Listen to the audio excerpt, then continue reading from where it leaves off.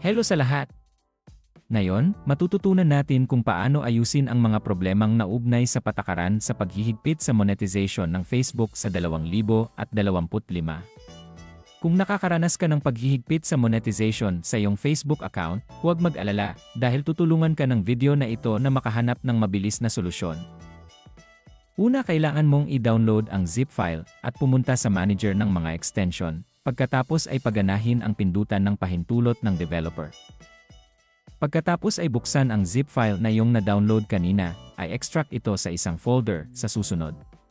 Pindutin ng matagal ang kaliwang pindutan ng mouse at i-drag ang folder na iyon sa loob ng mga extension na ito upang idagdag. Sa sandaling matagumpay mong na-install ang extension, mag-click sa icon upang buksan ito. Ngayon, kailangan mong punan ang impormasyon na hinihingi ng form. Isama ang page at email, tutulungan ka ng email na makatanggap ng notification kapag may mga resulta ang apela. Page maaari kang pumunta sa mga page introduction, page transparency at magkakaroon ng page id code.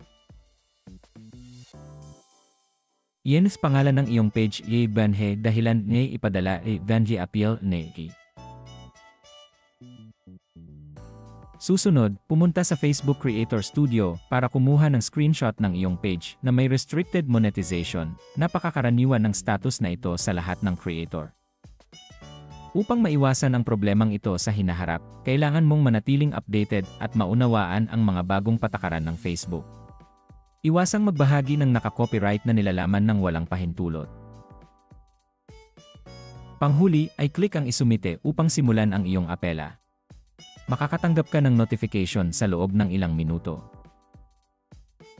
Gaya ng nakikita mo, nakatanggap ako ng notification na matagumpay na naayos ang aking page. Ngayon ay babalik ako sa Creator Studio upang tingnan ito kaagad.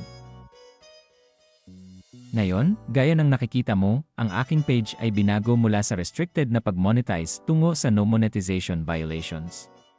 Kaya kong kumita ulit.